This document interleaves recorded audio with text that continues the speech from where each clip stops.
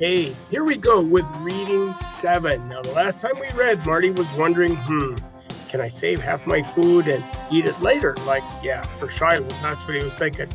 So the last sentence we read last time was, Ma, don't even look up. Well, I don't eat so much at dinner then, and eat it before bedtime. Food'll be gone by then. There's always cornflakes or something, but I get hungry for meat and potatoes later. Save some back then. Darylyn will eat it. For goodness sake, Marty, says Ma. Who wants cold meatloaf? Darylyn asks. Forks continue clinking on the table, and Becky keeps digging her fork into her boiled potato. No one looks up. No one pauses. No one even questions. Easy. It's falling off a log. I get up from the table finally and put some of my meatloaf and half a potato on a saucer. I'm putting this in the fridge. Darylyn, I say, don't you go picking at it. I won't, I told you, she says. I go into another room and sit down on the sofa. So far, so good. You seem restless, Marty, Ma calls. Me? Heck no, I got lots to do. Where's David Howard this summer? Have you seen him around? I think he went to Tennessee to visit his uncle. Fred? Michael? Haven't you seen Fred? Michael's gone to some kind of camp. You're not lonely? How can I be lonely with the whole outdoors to play in? I answer. Wish they'd get off my back. You can ride along to work with me again anytime you want, says Dad. I pick up my comic book. I bought a few weeks back. I want to go. If I want to go, I'll let you know, I tell him. Gradually, the kitchen clatter dies down, and Dad belches and goes out on the back porch to look at the sky, same as he always does. Becky's fooling with her food, and Ma sends her away from the table. Darylyn giggles at Becky and asks to clear the dishes. I wait until everyone is out of the kitchen and sitting around on the back porch to catch the breeze. And as usual, Darylyn and Becky whoop and tumble around in the grass, glad for an audience. And after I sit a respectful amount of time, I say, I think I'll take my 22 and go up Far Hill for a while. What do you figure on shooting this time of evening, Dad says. Just working on my aim, I tell him. See how good I can hit when the lights dim. Don't you never aim your gun toward the house or the yard, Ma says. I'll point it that way, I promise. I go back inside for my gun and slip the leftover food from the saucer into a little plastic sack and set off for the hill. The sounds of my sister's shouts and giggles behind me. Again, as I near the pen, I hear soft, happy yips, but as soon as I say, shh, the noise stops. The only sound you can hear is the swishing of Shiloh's tail hitting the fence. The soft pat of his paws as he leaped up in the air in sheer, pure happiness. The sloppy slap of his jowls together as he gobbles down the supper I brought him, and then he commences to slobber love all over me as well. I unhook the wire and push the fence open and lead Shiloh to the stream for a drink, filling the pie pan with fresh water. When I lead him back to the pen again, I can tell he's disappointed. I wanted to go for a run, but I give him enough hugging and squeezing and petting to last for the night, with the promise of another run through the meadow the next day.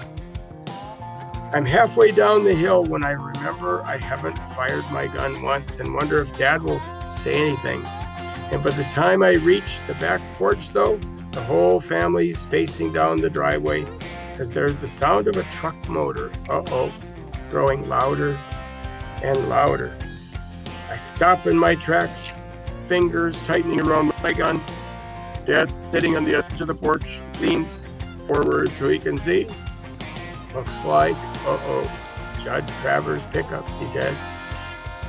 Oh, my chest feels tighter, like I'm having trouble breathing. The truck pulls up the side of the house and the door swings open.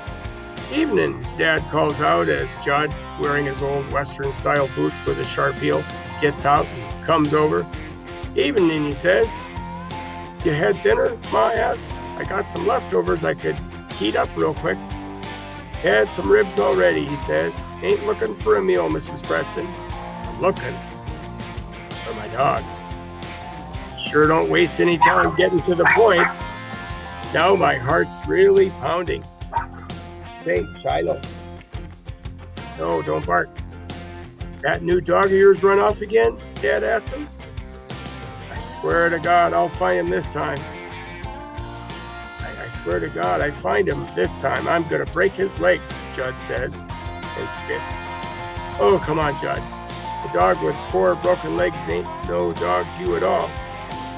Well, he's no dog to me at all the way he keeps running off. It's the 4th time he's left the pack when I'm out hunting. I got to teach him a lesson. Whoop him good and starve him lean. Wonder if you'd seen him.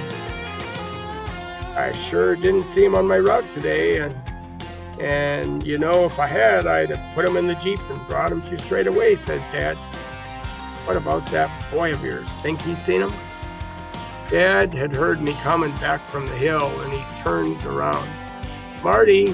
I stand rooted on the ground at the side of the house. What? Come on around here. Judd's dog's missing again, and he wants to know if you've seen him. His dog? Here in this yard? I haven't seen any kind of dog in this yard all day, I say. Coming a few steps closer. Notice how he's sort of lying, but not really. He didn't see him in the yard, no. Judd is sure studying me hard. So is Dad. Well, how about when you went out looking for bottles, Dad asked. You find him then? Nope. My voice is stronger now. Saw that big German Shepherd of Baker's that gets loose sometimes, and I saw that little old gray dog, but sure didn't see that beagle. Well, you keep an eye out sharp, Judd says, and if you see him, you throw a rope around him and drag him over here. I only look at him, can't speak, can't even nod my head. I wouldn't never promise him that. You hear what he asked you, Marty? Dad asked. I nod my head. Yes, I heard him all right. Okay then, Judd says, and gets back in his pickup. Had any luck hunting yesterday? Dad calls that after him. A rabbit. Saw a groundhog, but didn't get it. That new dog hadn't run off. He would have got it for me. He wasn't such a good hunting dog. I would have shot him by now. Sheriff would get you if you did something like that, Judd. Law never told me before what I could do with my dogs, and won't be telling me now, Judd says. He laughs, waves his hand, starts the engine, and the truck pulls away. Whoa, that is the end of reading 7. Yikes, that was kind of exciting. And so go to your Google Doc and do your amazing summary, your questions, your predictions, your feelings, and your thoughts. Yeah, see you next time.